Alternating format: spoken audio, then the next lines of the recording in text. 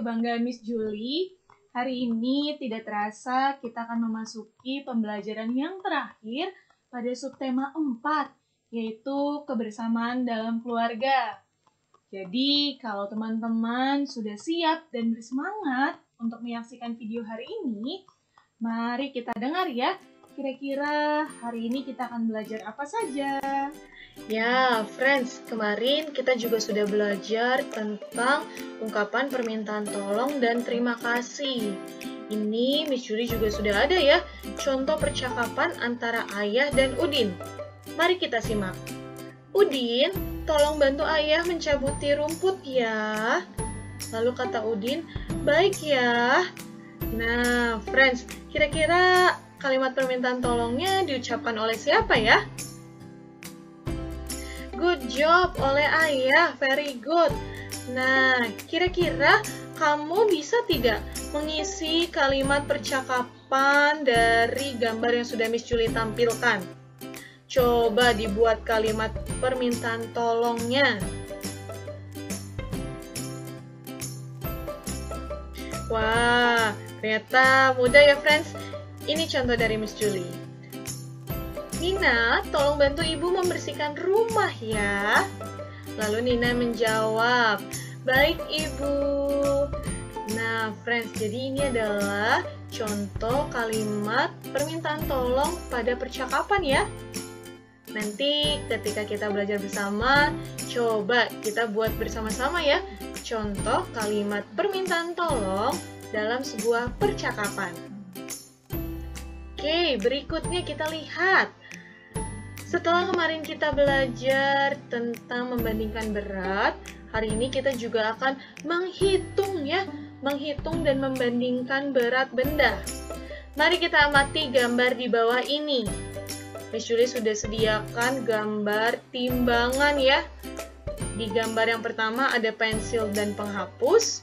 Di gambar yang kedua ada pensil dan pulpen. Nah, sekarang kita fokus pada gambar yang pertama. Miss Julie mau tanya, antara pensil dan penghapus, manakah yang lebih berat? Oke, good job, pensil ya. Pensil lebih berat dikarenakan timbangannya posisinya lebih di bawah pensil ya. Pensil yang lebih di bawah, good job. Lalu antara pensil dan pulpen, manakah yang lebih berat? Very good, pulpen. Oke, nah sekarang mari kita lihat dari gambar ini. Sekarang gambarnya kita akan satukan ya. Sekarang Miss Julie ingin tanya, kira-kira alat tulis manakah yang paling ringan? Yes, penghapus ya. Kenapa penghapus Miss Julie? Kenapa penghapus yang paling ringan? Karena kita lihat, tadi kalau pulpen itu kan lebih berat ya dari pensil ya. Dan pensil lebih berat dari penghapus. Artinya yang paling ringan adalah penghapus. Lalu yang paling berat berarti apa ya? Yes, pulpen, betul sekali. Karena kalau kita lihat, friends, di gambar yang pertama, pensil lebih berat dari penghapus. Tapi, pensil lebih ringan dari pulpen. Artinya, pulpen yang lebih berat dari kedua benda lainnya. Nah, jadi kira-kira urutan alat tulis yang paling berat dari apa ya, friends? Oke, good. Dari pulpen, pensil, dan terakhir penghapus ya. Jadi Piwan bisa ya mulai membandingkan ketika ada 3 benda ya. 3 benda secara bersamaan diukur ya. Teman-teman lihat mana yang paling berat, mana yang paling ringan. Nanti teman-teman bisa akan menyebutkannya ya. Oke. Nah, berikutnya mari kita lihat. Selain mengukur berat benda ya, dengan tadi kita lihat contoh-contoh yang ada, ternyata Piwan, ketika kita ingin mengukur berat benda, dapat diukur juga dengan benda lainnya. Contoh, di sini Miss Julie sudah ada 2 contoh. Kita lihat. Berat satu buah apel sama dengan 2 buah jeruk. Kenapa sama dengan Miss Julie? Karena lihat friends, ini timbangannya rata ya. Timbangannya sama ya, rata. Dia tidak ada yang lebih di bawah, tidak ada yang lebih di atas.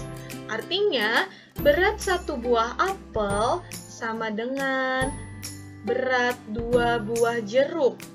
Ya, begitupun gambar yang kedua. Berarti berat satu buah semangka sama dengan berapa botol aqua ya, friends? Yes, berat satu buah semangka sama dengan 3 botol minum ya. Di sini ada 3 botol minum.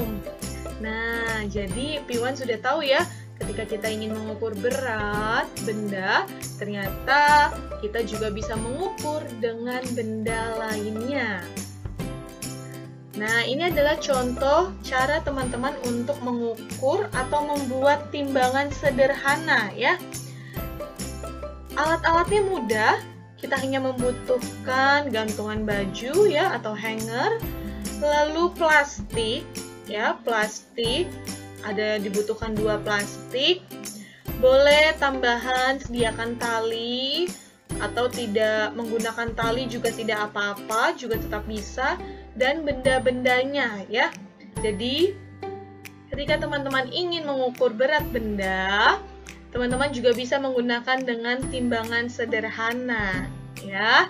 Nanti ketika kita akan belajar bersama, Miss Julie akan beri contoh bagaimana kita mengukur benda dengan timbangan sederhana ini ya. Oke, yang terakhir. Kalau kita sudah tahu friends bahwa menjaga kebersihan rumah adalah tanggung jawab semua anggota keluarga ya. Ketika kita ingin tinggal di rumah yang nyaman, artinya kita harus menjaga kebersihan rumah. Nah, perhatikanlah gambar alat-alat kebersihan rumah di bawah ini. Yang pertama ada sapu lantai ya. Ini adalah sapu lantai. Lalu ada yang namanya pengki ya. Biasanya ini pasangan dengan sapu ya. Jadi pengki yang sebagai wadah ya untuk mengumpulkan sampah-sampah atau debu-debu ketika kita menyapu ya. Lalu ada kemoceng. Kemoceng digunakan untuk membersihkan debu yang ada di jendela atau ada di perabotan rumah ya. Lalu berikutnya ada sapu lidi.